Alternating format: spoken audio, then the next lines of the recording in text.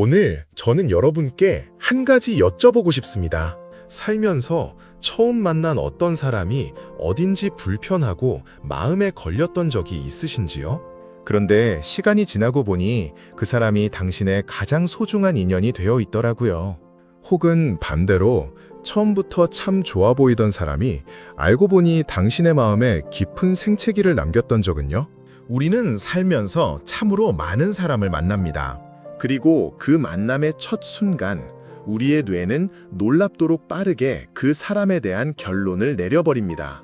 불과 3초 안에요. 그 3초의 판단이 때로는 우리의 삶 전체를 바꾸어 놓기도 합니다. 이 세월 동안 참 많은 인연을 보았고 또 참 많은 이별을 지켜보았습니다. 그리고 깨달은 것이 있어요. 사람을 잇는 가장 흔한 이유 중 하나가 바로 첫인상을 너무 쉽게 믿어버린 것이라는 사실입니다. 오늘 이 이야기를 여러분과 함께 나누고 싶었습니다. 천천히 마음을 열고 함께 걸어가 보시지요. 심리학에는 초두 효과라는 개념이 있습니다. 처음 접한 정보가 이후의 모든 판단에 결정적인 영향을 미친다는 이론이지요. 우리가 어떤 사람을 처음 만났을 때 뇌는 그 짧은 순간 안에 표정, 목소리의 결, 옷차림, 몸짓 이 모든 것을 종합해서 하나의 이미지를 만들어냅니다. 그리고 그 이미지는 마치 굳은 시멘트처럼 이후의 모든 관계 위에 덮여버립니다. 그런데 우리가 알아야 할 것이 있습니다. 그 판단이 이루어지는 순간 그 사람은 아마도 인생에서 가장 힘든 날을 보내고 있을 수도 있어요. 어젯밤 잠을 설쳤거나 오래된 상처가 다시 쑤셨거나 아무도 모르는 무언가를 혼자 감당하고 있었을지도 모릅니다. 그런데 우리는 그 하루의 단면만을 보고 그 사람 전체를 판단해버리는 것입니다. 심리학자들은 이것을 귀인 오류라고 부릅니다. 상대방의 행동을 그 상황의 탓이 아닌 그 사람의 내면과 성격 탓으로 돌려버리는 뇌의 습관이지요. 예를 들어 누군가 회의 중에 무표정하게 앉아 있으면 우리는 저 사람은 차갑고 오만한 사람이야 라고 결론 짓습니다. 하지만 실제로 그는 그날 아침 어머니 병원 검사 결과를 기다리고 있을 수도 있습니다. 또 하나 있습니다. 후광 효과라는 것인데요. 외모가 단정하거나 말솜씨가 유창하거나 처음에 친절하게 행동하면 우리는 그 사람의 다른 모든 면도 좋을 것이라고 자동으로 가정합니다. 반대도 마찬가지입니다. 첫 만남에서 어딘가 어색하거나 투박하면 우리는 그 사람의 모든 것에 부정적인 필터를 씌워버립니다. 이것이 얼마나 많은 소중한 인연을 우리 곁에서 멀어지게 만들었을까요? 얼마나 많은 좋은 사람들이 당신의 첫인상 시험을 통과하지 못해 그냥 스쳐 지나갔을까요? 그리고 반대로 화려한 첫인상 뒤에 숨겨진 날카로운 칼날을 우리가 얼마나 늦게 알아챘을까요? 저는 지난 세월 이런 실수를 직접 겪었습니다. 처음에 말이 없고 무뚝뚝해서 거리를 두었던 분이 알고 보니 제 인생에서 가장 신에 있는 사람이었습니다. 반면 처음 만나 유쾌하고 인심이 넘쳐 보이던 이가 결국 주변 모두에게 상처를 남기고 떠났습니다. 그 경험들이 제게 사람을 보는 눈을 다시 가르쳐 주었습니다. 이 이야기가 지금 당신의 마음 어딘가에 작은 파문을 일으키고 있다면 이런 이야기를 앞으로도 함께 나누고 싶습니다. 구독 버튼 하나가 이 할아버지의 이야기를 계속 들을 수 있는 자리를 마련해 드립니다. 언제든 오세요. 이 자리는 항상 열려 있습니다. 동서고금의 인류 스승들은 이 문제를 이미 오래전에 알고 있었습니다. 탈무드에는 이런 이야기가 전해집니다. 한 현자가 제자들에게 물었습니다. 항아리는 무엇으로 판단해야 하느냐? 제자들은 항아리의 빛깔과 모양으로 알 수 있습니다. 라고 답했습니다. 그러나 현자는 고개를 저으며 말했습니다. 항아리는 그 안에 무엇을 담는가로 판단하라. 사람도 마찬가지입니다. 그 사람이 어떤 말을 하는가가 아니라 그 사람이 주변에 어떤 것을 남기는가를 보아야 합니다. 그것이 보이기까지는 시간이 필요합니다. 인류의 지혜서 중에 이런 말이 있습니다. 겉모양을 보지 말고 마음을 보라. 이 단순한 문장 안에 수천 년 인류의 관계 지혜가 농축되어 있습니다. 우리가 첫인상에서 보는 것은 무엇인가요? 표정, 옷, 말투, 외모, 이 모든 것은 그 사람의 포장지입니다.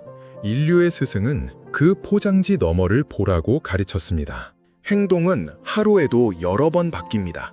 하지만 그 사람이 무엇에 진정한 편안함과 기쁨을 느끼는가, 그것을 보기까지는 계절이 한두 번은 바뀌어야 합니다.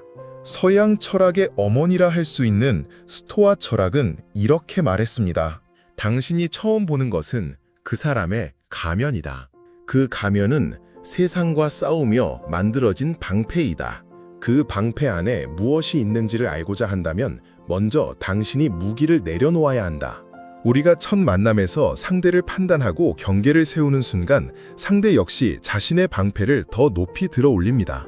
그 관계는 시작도 전에 두꺼운 벽으로 막혀버리는 것이지요. 그렇다면 어떻게 해야 할까요? 인류의 스승들이 한 목소리로 가르친 것은 바로 이것입니다. 기다림의 시선입니다. 판단을 미루는 것, 결론을 유보하는가, 그 사람이 스스로를 드러낼 시간을 주는 것, 이것이야말로 사람을 보는 눈의 출발점이라고 수천 년의 지혜는 말하고 있습니다. 그리고 한 가지 더 깊은 지혜서들은 공통적으로 이런 말을 남겼습니다. 먼저 자신을 보라.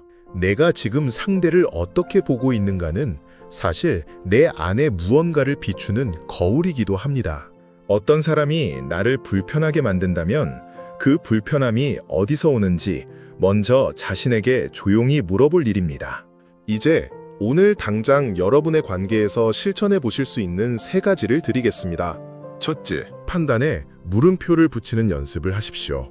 누군가를 처음 만나고 돌아온 그날 밤, 잠자리에 들기 전 스스로에게 물어보세요. 나는 오늘 그 사람을 제대로 보았는가? 아니면 내가 보고 싶은 것만 보았는가? 이 단 하나의 질문이 관계를 대하는 당신의 눈을 서서히 바꾸어 나갈 것입니다. 둘째, 말보다 반복되는 행동을 보십시오.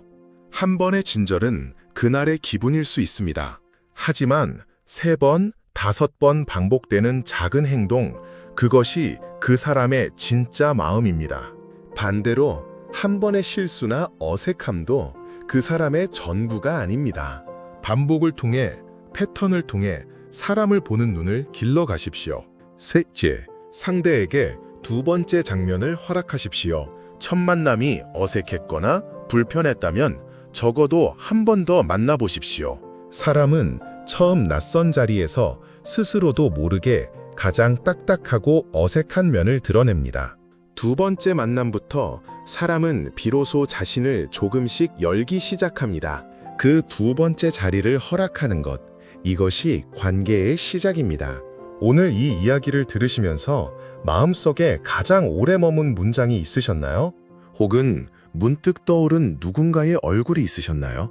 댓글로 나누어 주시면 이 할아버지가 마음을 다해 읽어보겠습니다. 그리고 이 이야기가 당신 곁에 소중한 누군가에게도 조용히 공유해 주시겠습니까? 오늘 여기까지 함께 해주셔서 진심으로 고맙습니다. 사람을 본다는 것은 어쩌면 한 권의 책을 읽는 일과 같습니다. 표지만 보고 덮어버리면 그 안에 담긴 이야기를 영영 알 수 없습니다. 첫 장이 어색하고 낯설어도 조금 더 넘겨보면 어느 페이지에서는 가슴이 뭉클한 문장을 만나게 됩니다. 당신의 삶에도 그런 인연이 있을 것입니다.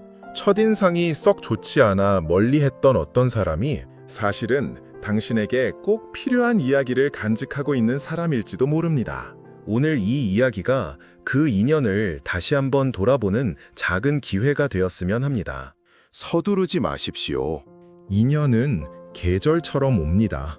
봄이 서두른다고 빨리 오지 않듯 진심이 통하는 관계는 기다림과 여백 속에서 피어납니다.